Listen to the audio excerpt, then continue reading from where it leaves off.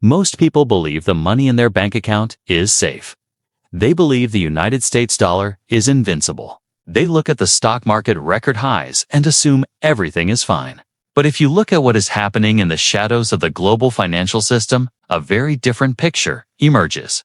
There is a specific date that keeps appearing in the models of economic forecasters. That date is 2027. It is not a random year. It is the convergence point of three massive cycles that have defined the rise and fall of empires for centuries.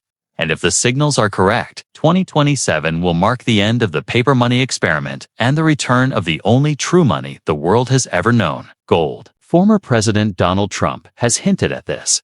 His advisors have written books about it, and central banks around the world are panic buying gold in preparation for it. It is being called the Great Gold Reset, but the media is not telling you the full story. They are not telling you how it will actually happen.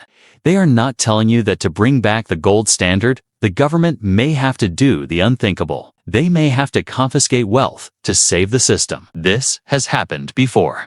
And today, we are going to show you exactly why it is about to happen again. To understand where we are going, you must first understand where we have been. The year was 1933. The United States was in the grip of the Great Depression. The banking system was collapsing. People were rushing to pull their money out of banks and converting it into gold. They knew that paper dollars were just promises, but gold was real value. President Franklin D. Roosevelt faced a crisis. He could not print enough money to stimulate the economy because the dollar was tied to gold. Every dollar printed had to be backed by a specific amount of physical metal. His hands were tied. So, on April 5, 1933, he did something that shocked the world. He issued Executive Order 6102. This order criminalized the possession of monetary gold by any individual, partnership, association, or corporation in the United States. Think about that for a moment. The government declared that owning real money was a crime punishable by 10 years in prison. Americans were forced to turn in their gold savings to the Federal Reserve.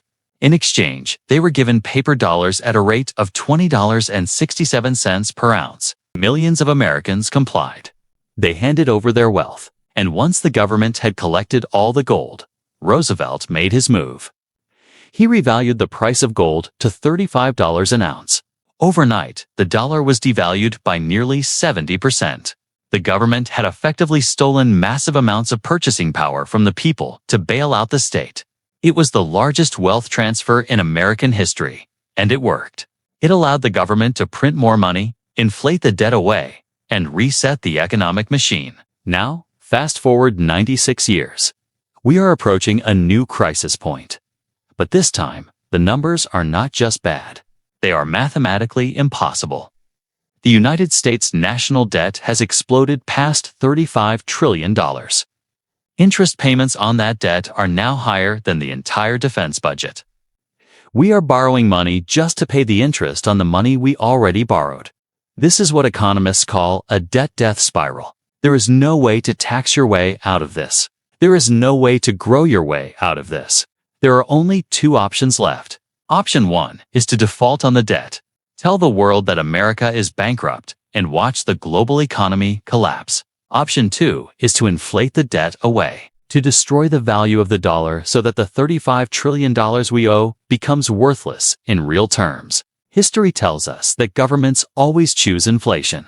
But there's a problem. The rest of the world is watching. China, Russia, and the BRICS nations know exactly what the United States is doing. They know the dollar is being weaponized and devalued.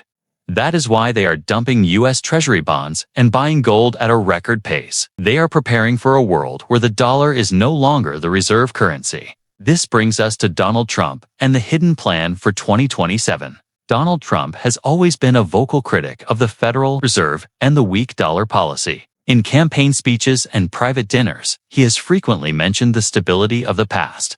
He has praised the era when America had real money. But it is not just nostalgia. It is a strategic necessity. If you look at the people Trump listens to, the pattern becomes undeniable.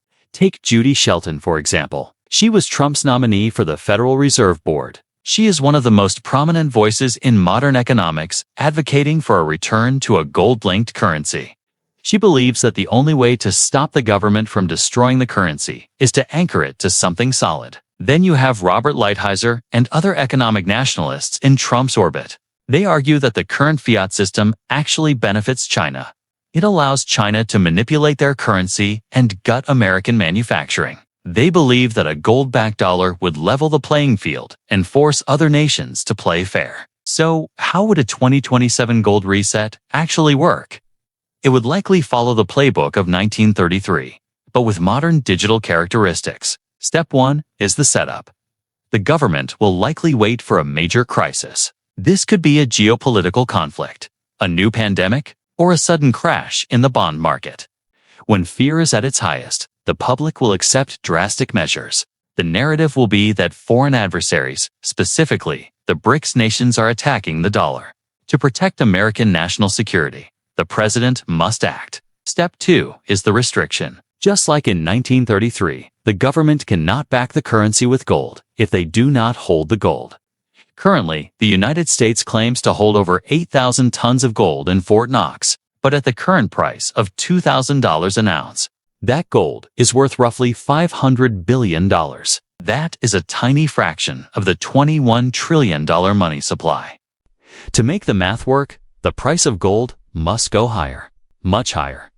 This leads to step 3, the revaluation. This is the mechanism of the reset. The president would announce that the United States is returning to a gold standard to restore faith in the dollar, but they will not peg gold at $2,000. They will peg it at a price that covers the money supply. Estimates suggest this price would need to be between $15,000 and $20,000 per ounce. Overnight, the value of the gold held by the U.S. Treasury would skyrocket from $500 billion to over $5 trillion. Suddenly, the government's balance sheet is solvent. The ratio of debt to assets improves dramatically. But there's a catch. It's a massive catch for anyone holding U.S. dollars. When you revalue gold from $2,000 to $20,000, you are effectively saying that the dollar is worth 10 times less than it was yesterday against real assets. It is a massive, instant devaluation. If you held physical gold, your purchasing power is preserved. You have 10 times more dollars, but things cost 10 times more. You stayed neutral. But if you held cash, bonds, or savings accounts, your purchasing power has been decimated. You have the same number of dollars, but they buy a fraction of what they used to. This is how the debt is paid. It is paid by wiping out the savings of the middle class and the reserves of foreign creditors. China holds roughly $800 billion in U.S. debt.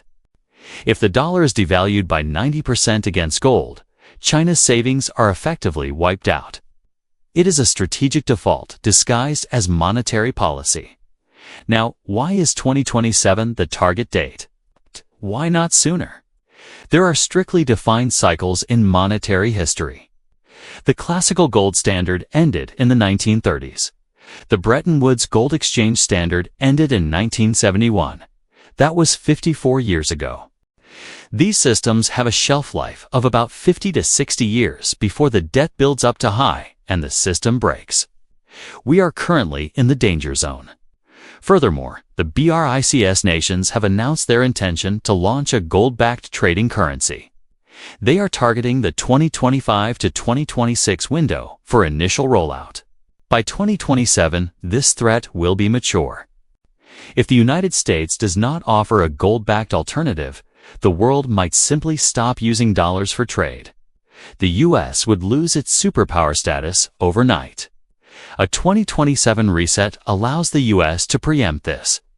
It allows an American president to stand up and say, "We have the strongest currency in the world again. It is as good as gold." It neutralizes the threat from China. It creates a burst of inflation that clears the debt ledger, and it resets the game for another 50 years.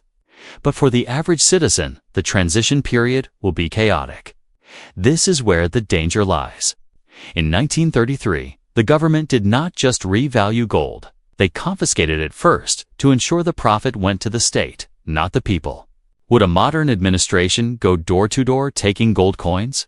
Probably not. It is too difficult logistically. Instead, they would likely use a windfall profits tax. They could pass a law stating that any profit made on gold sales is taxed at 90%. Or they could simply ban the use of gold as a transactional currency, forcing everyone back into the digital dollar system. They might also introduce a central bank digital currency, or CBDC, at the same time. This programmed money would give them total control. They could say that to convert your old paper dollars into the new gold-backed digital dollars, you must register all your assets. It would be the ultimate financial surveillance tool. So, who wins and who loses in this scenario? The winners are those who hold hard assets. Physical gold and silver are the most obvious insurance. Even if the government tries to tax or restrict them, their black market value will explode. Land, real estate, and productive businesses also tend to survive currency resets because they have intrinsic value. The losers are the creditors. If you own long-term government bonds, you are the one paying for the reset. If you keep your entire life savings in a long-trust bank account, you are the victim. You are the one holding the bag when the music stops. We are seeing the early signs of this shift right now. Look at the central banks. In 2022 and 2023, central banks bought gold at the fastest pace since 1967. Why? Because they know the current system is ending. They are front-running the reset. They are trading their paper dollars for metal bars before the revaluation happens. Poland increased its gold reserves dramatically. Singapore is buying, India is buying, China is buying secretly, likely holding far more than they officially report. These countries are not acting on a hunch. They are acting on survival instincts. The political landscape in the United States is aligning for this as well. The populist movement, driven by Trump and his allies, is deeply skeptical of the globalist financial order. They view the Federal Reserve as a tool of the elite that has failed the working man. Returning to a gold standard is a powerful populist message. It sounds like a return to discipline, strength, and American values. Whether you love Trump or hate him, you cannot ignore the economic reality that his advisors are responding to. The debt is real. The inflation is real. The threat to the dollar is real. Imagine it is January 2027. The president declares a national economic emergency. The stock market is frozen. The banks are closed for a holiday. When they reopen, the price of gold is fixed at $20,000. The dollar is stable, but your savings are worth a fraction of what they were. The debt is gone. The country is saved. But your personal financial reality has changed forever. This is the hidden reset. It is not a conspiracy theory. It is a historical pattern.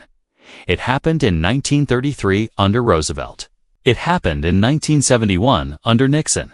And all the data points to it happening again around 2027. The question is not if the system will change. The system is mathematically guaranteed to change because exponential debt cannot grow forever in a finite world. The question is only when and how. If this analysis is correct, you have a limited window of time to prepare.